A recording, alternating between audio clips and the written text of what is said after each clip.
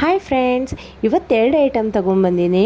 ರಾಗಿ ಮಜ್ಜಿಗೆ ತೋರಿಸೋದು ಮತ್ತು ಪನ್ನೀರ್ ಠೇಚಾ ಅಂತ ತೋರಿಸೋದು. ಇವತ್ತು ಡೈಟಿಂಗ್ ಅವರಿಗೆ ಭಾಳ ಒಳ್ಳೆಯದು. ನೋಡೋಣ ಬರ್ರಿ. ಏನಿಲ್ಲ, ಬಿಸಿ ನೀರಿನಾಗ ಉಪ್ಪು ಹಾಕ್ಕೊಂಡು ಜೀನಿ ಮಸಾಲ ಹಾಕ್ಕೊಂಡಿ, ಬೇರೆ ನೀರಿನಾಗ ಮತ್ತು ರಾಗಿ 2 ಸ್ಪೂನ್ ಕಲ್ಸ್ಕೊಂಡು ಬಿಸಿ ನೀರಿನಾಗ ಗಂಟಿಲ್ಲಂಗೆ ಕಲ್ಸ್ಕೊಂಡಿದ್ದೀನಿ. ಆಮೇಲೆ ಇದು ಫ್ರಿಜ್ನಾಗ ಇಟ್ಕೊಂಡ್ಬಿಡಬೇಕು. ಏನಿಲ್ಲ, ಬಾಣಲೆಯಲ್ಲಿ ಹಾಗೆ ಶೇಂಗಾ, ಹಸಿಮೆಣ್ಸಿನ್ಕಾಯಿ, ಬೆಳ್ಳುಳ್ಳಿ, ಸ್ವಲ್ಪ ಜೀರಿಗೆ ಹಾಕೊಂಡು ಹುರ್ಕೊಂಡ್ಬಿಡ್ಬೇಕು ಎಣ್ಣೆ ಇಲ್ಲಂಗೆ. ಆಮೇಲೆ ನೀವು ಯಾವ ಶೇಪ್ ಬೇಕೋ ಆ ಶೇಪ್ ಪನ್ನೀರ್ ಕಟ್ ಮಾಡ್ಕೊಂಡು ಇಡಬೇಕು. ಇದು ಮಿಕ್ಸಿಗೆ ಹಾಕ್ಕೋಬೇಕು.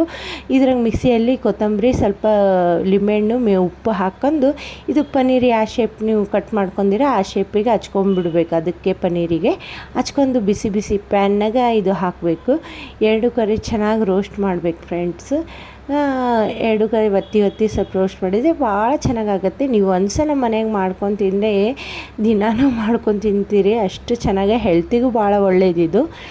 ಆಮೇಲೆ ನೋಡಿರಿ, ರಾಗಿ ಮಜ್ಜಿಗೆ ಮಾಡೋಕ್ಕೆ ರಾಗಿ ಹಾಕ್ಕೊಂಡಿದ್ದೀನಿ ಮೊಸರಿನಲ್ಲಿ.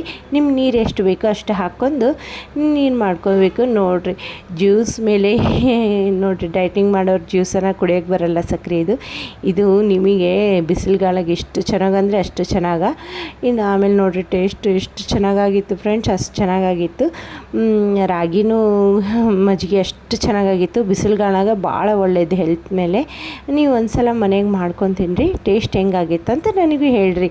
ಆಯಿತಾ? ಮುಂದಿನ ಬ್ಲಾಗ್ನಲ್ಲಿ ಮತ್ತೆ ಸಿಗ್ತೀನಿ. ಒಂದು ಲೈಕ್ ಆ್ಯಂಡ್ ಶೇರ್ ಮಾಡಿರಿ ಫ್ರೆಂಡ್ಸ್. ಬಾಯ್.